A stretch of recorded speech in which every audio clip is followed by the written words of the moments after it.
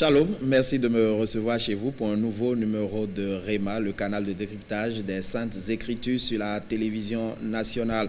L'exercice de la foi chez le chrétien, c'est la thématique qui va nous rassembler 26 minutes durant sur ce module.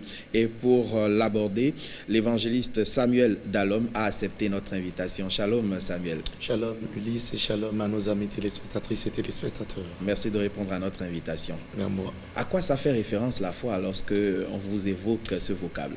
Alors, quand on parle de la foi, c'est vrai que c'est un thème qui a trait au divin, au religieux, au spirituel. Mais avant tout, il faut dire que l'homme, dans sa nature, est un être de foi. L'homme fonctionne et vit par la foi. De telle manière que quand vous vous réveillez le matin, vous dites « je me lève, je sors, je reviens », c'est déjà une sorte de foi. Parce que vous ne voyez pas la finalité, mais vous prenez le départ, vous partez, vous revenez. Vous prenez un taxi, vous ne connaissez même pas le conducteur. Vous prenez un avion, vous ne connaissez même pas le conducteur de l'avion. C'est aussi une sorte de foi. Donc la foi, c'est l'espérance ou c'est le fait de croire en quelque chose et on l'applique pour y arriver. Mais est-ce ça la foi qu'il faut? C'est des choses dont nous allons parler. Et quand nous parlons de la foi en elle-même, est, comme nous le disions tantôt, est naturelle chez l'homme. Mais de quelle foi s'agit-il? Les gens ont des foi en plusieurs choses. La foi en leur diplôme, la foi en leur capacité, la foi en leur nature, la foi en beaucoup de choses. Mais la foi qu'il faut pour s'en sortir, c'est la foi en Dieu.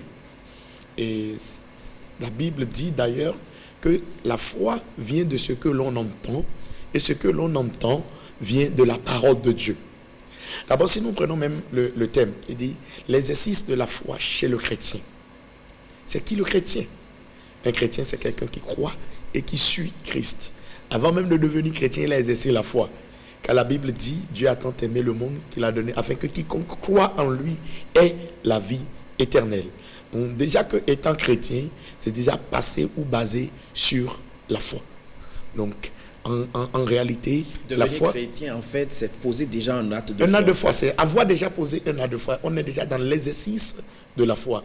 Donc, c'est juste vivre le choix que l'on a fait selon les principes que la parole de Dieu donne pour aboutir au résultat que Dieu veut. Très bien. On va à présent parler de l'exercice de la foi en lui-même. Est-ce qu'il y a des étapes?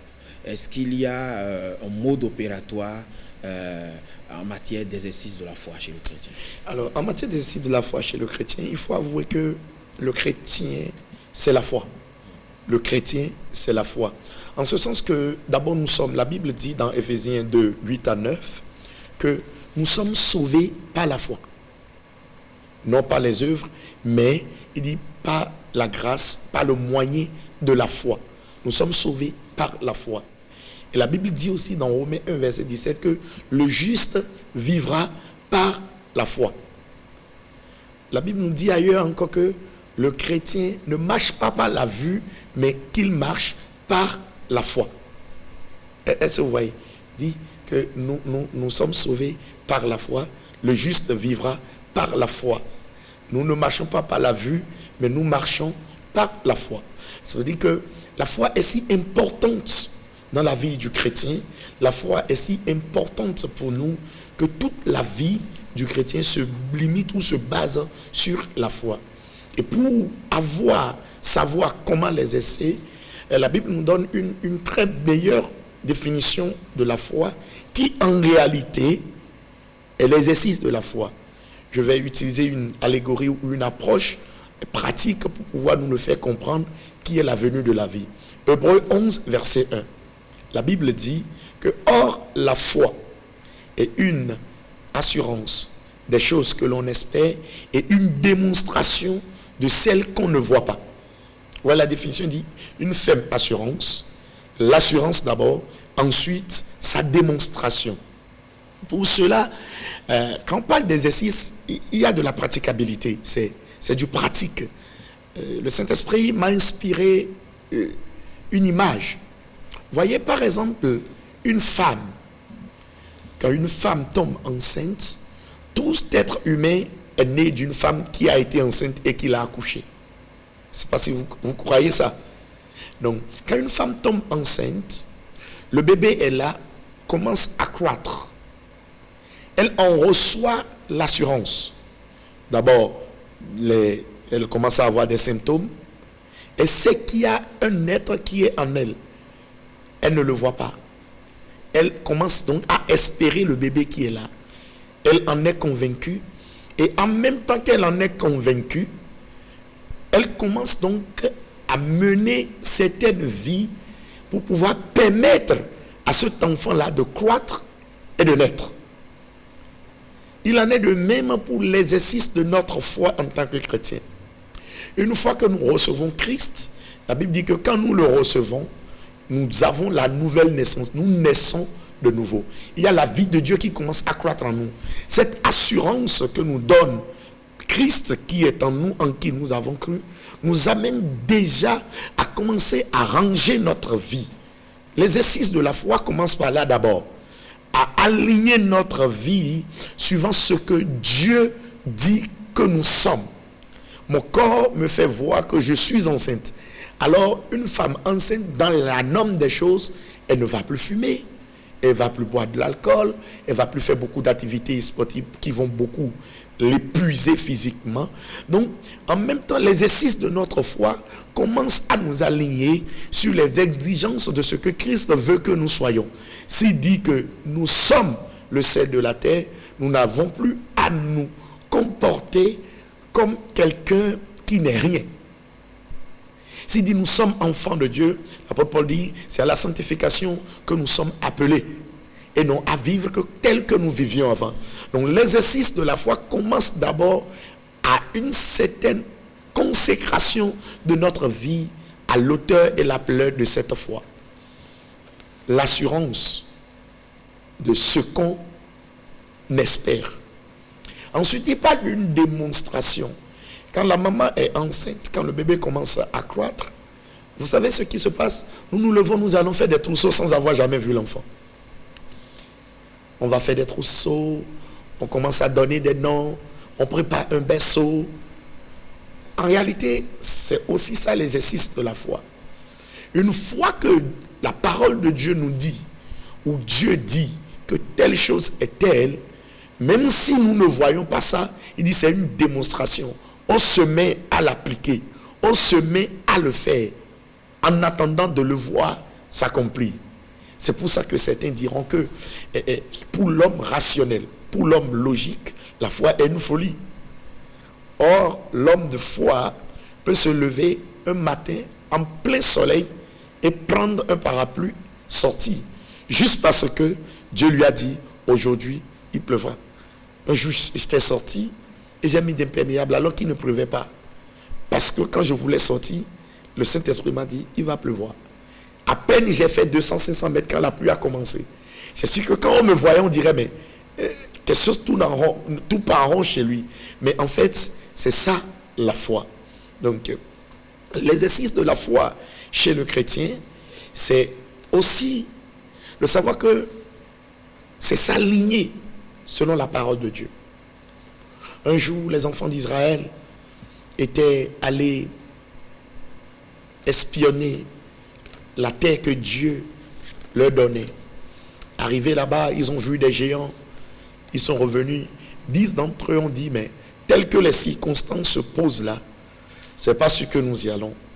Mais Josué et Caleb, qui étaient animés d'un esprit de foi, ont dit, mais non, si Dieu nous a dit qu'il nous donnera cette terre, nous sommes rassurés qu'il nous la donnera. Nous sommes capables d'aller en avant et de prendre ce pays.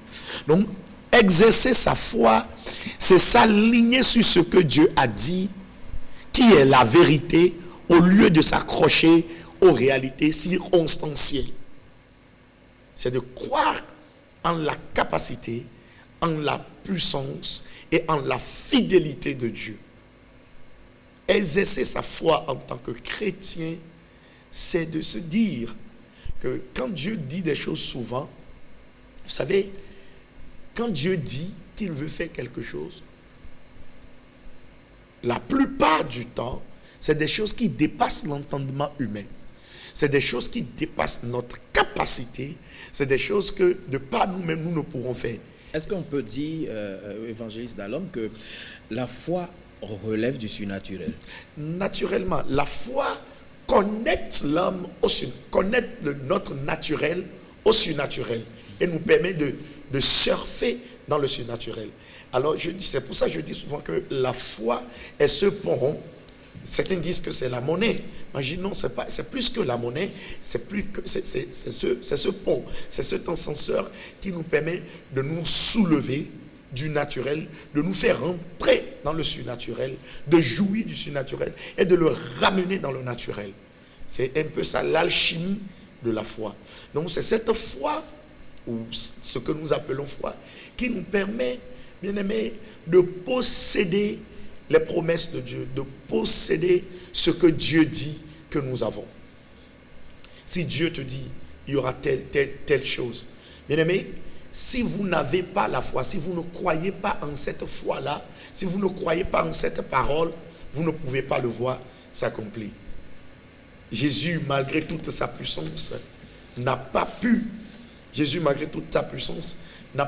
opérer de miracles dans certaines villes, juste à cause de leur incrédulité. Et parfois, il voit certains et il leur dit, qu'il te soit fait selon ta foi. Oui, qu'il te soit fait selon ta foi.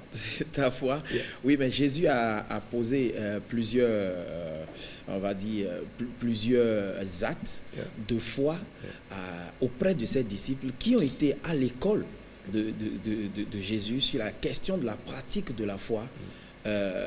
Mais on a quand même remarqué que les disciples n'ont pas tout de suite pris le pli.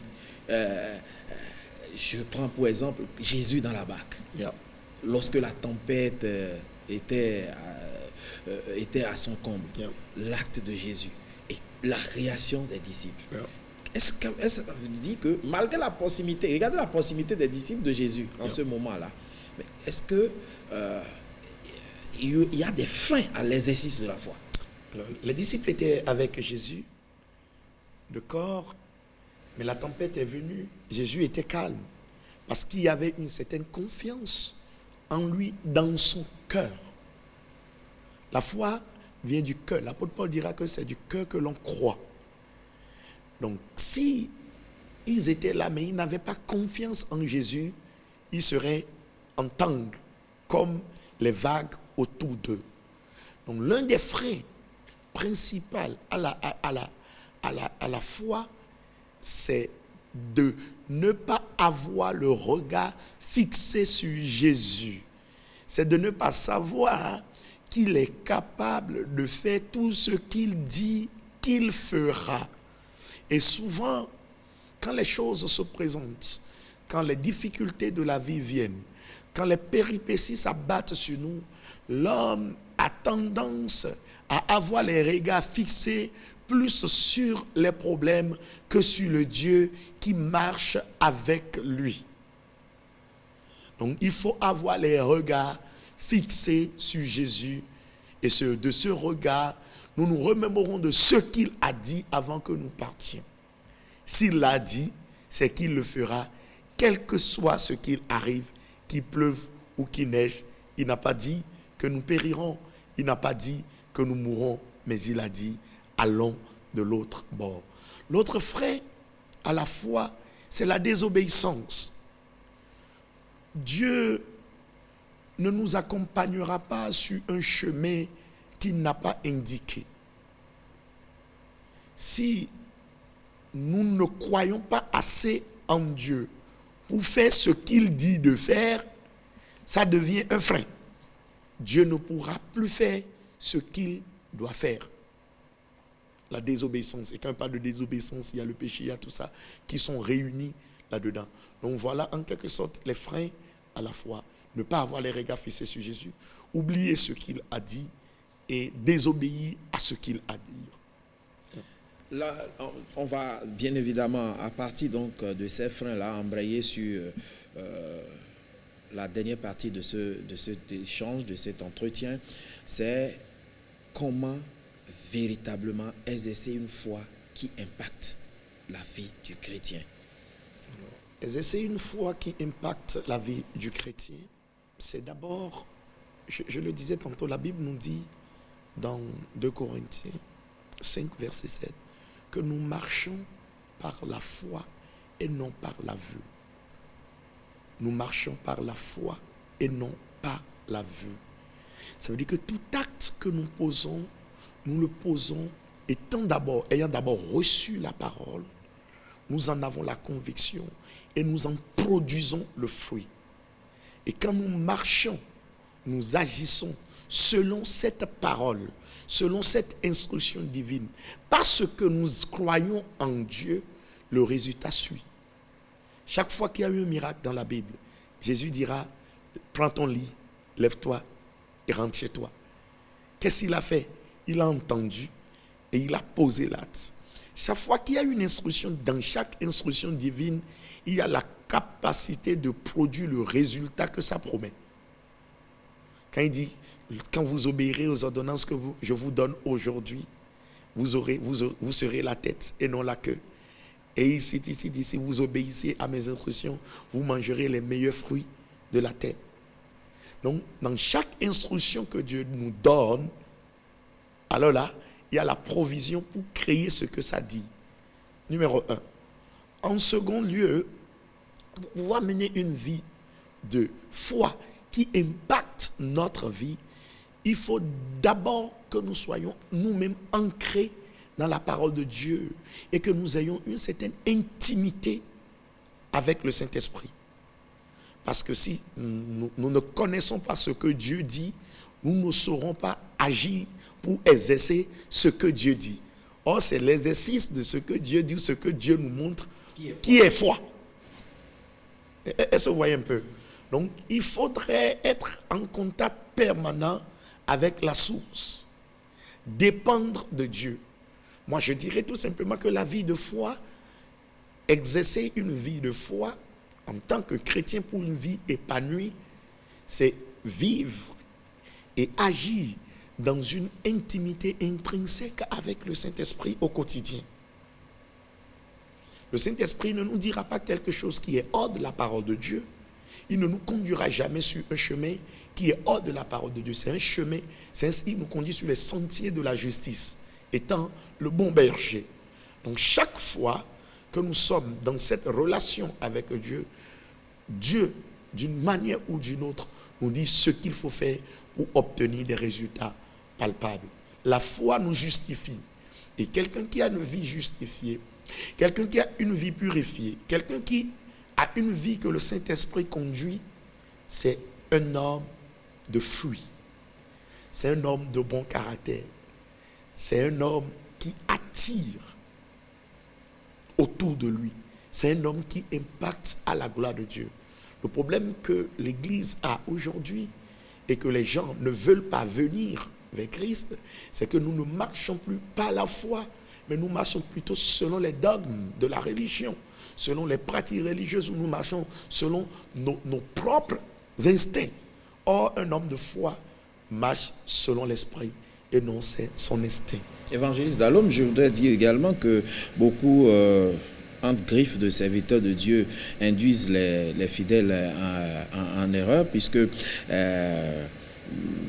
certains parlent de la part de Dieu, demandent de poser des actes de foi qui n'en sont véritablement pas. Comment faire le discernement entre ce que mon pasteur, mon prophète me dit et ce qui doit être fait et posé comme acte de foi? Alors c'est ça que je disais, que la foi, toute foi doit être basée sur la parole de Dieu. Autrement, ce n'est plus la foi en Dieu, c'est la foi en autre chose.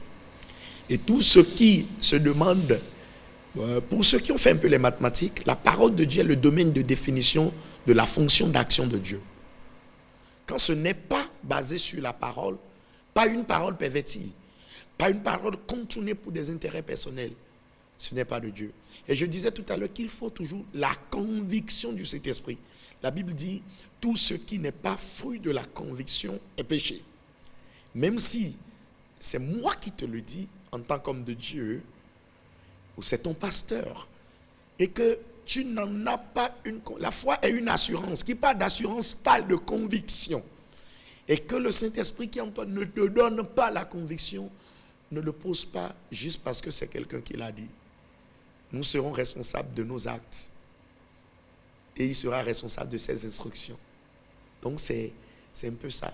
On ne peut pas vivre la vie. Donc ça veut dire que les gens ne sont pas, les croyants aujourd'hui ne sont pas très connectés à la parole de Dieu. C'est pour ça qu'ils font plus foi à leurs prophètes, à leurs apôtres qu'à Dieu. Merci, c'est justement ça. En fait, la foi, nous montrons Christ. Par la foi, nous montrons Christ. C'est pour ça qu'il parlait de la vie du Saint-Esprit. Il dit, vous recevrez un esprit, vous serez mes témoins, vous serez mes duplicata. De telle manière que les gens, la vraie foi, envoie vers la parole de Dieu, envoie vers Christ et non les hommes. Quand ce n'est plus en Dieu, et c'est en la parole de l'homme de Dieu, ce n'est plus la foi en Dieu, mais c'est la foi en cet homme. C'est croire en cet homme-là plutôt qu'en Dieu. Or, la foi, la Bible dit que ayons les regards fixés sur Jésus, l'auteur et le consommateur. Les anglophones disent même le finisseur, c'est-à-dire l'aboutissement de notre foi. Christ est la matière première et la gloire de Dieu est la matière finie de la foi. Donc quand ce n'est plus basé sur Dieu, quand ça ne vient pas de Dieu, quand ça n'honore pas Dieu, quand ça ne glorifie pas Dieu, quand ça obéit plus aux hommes qu'à Dieu, ce n'est plus la foi que Dieu nous demande. Cette foi produit de l'amertume et de la frustration plutôt que de la joie et de la gloire à Dieu. Regardez dans cette caméra et dites aux téléspectateurs votre conclusion sur ce module. Alors, sur ce module, j'aimerais tout simplement dire que tout être humain est un être de foi. Mais il faut un choix. Le choix d'avoir foi en Dieu. L'être suprême, notre Créateur, qui sait d'où nous venons et où nous allons. C'est de lui que viendrait toute chose qui nous permettrait de croire. Il est celui qui nous donne la parole. Et c'est cette parole-là qui nous fait croire. Quand nous croyons en cette parole, nous lui obéissons. Il nous donne d'accomplir ce qu'il dit. Et dans l'instruction sort la provision du miracle. Vous devez avoir foi en Dieu. Les essais au quotidien dans une intimité intrinsèque avec le Saint-Esprit. Et pour finir, il y a une foi qui est la foi suprême. C'est notre espérance qu'un jour, Jésus reviendra nous chercher. Si vous ne portez pas cette espérance, votre foi sera affaiblie. Car il ne faut pas juste avoir foi pour être guéri, pour être enrichi. Vous allez voir qu'on n'en a même pas parlé. Mais la vraie foi, c'est de croire que nous sommes embarqués dans un royaume. Et un jour, Christ reviendra chercher ceux qui croient en lui. Merci évangéliste Dalhomme. On finit comme à l'accoutumée sur cette émission par le verset du jour. Et vous avez suggéré et proposé que l'on revienne sur Hébreux 11.1. Hébreux 11.1 qui dit que or la foi est une assurance des choses qu'on espère et une démonstration de celles qu'on ne voit pas. L'exercice de la foi. L'exercice de la foi, c'est une ferme assurance des choses qu'on espère et une démonstration de celles qu'on ne voit pas. Et je veux mettre un bémol pour dire, croire que Christ revient, croire qu'un jour nous allons repartir voir le Père, nous amène à vivre tel qu'il le dit, sachant qu'un jour nous rendons compte. C'est ça, exercer sa foi au quotidien. Dans l'attente de l'époux, l'épouse, quelle église s'aligne sur les règles et prescriptions de l'époux. Merci d'avoir été là, évangéliste Samuel Dalhomme, que nous retrouverons certainement sur d'autres modules, sur cette émission Réma, le Réma, pour le décryptage de la profondeur des Saintes Écritures. Merci de nous avoir suivis et bonne suite de programme sur la télévision nationale.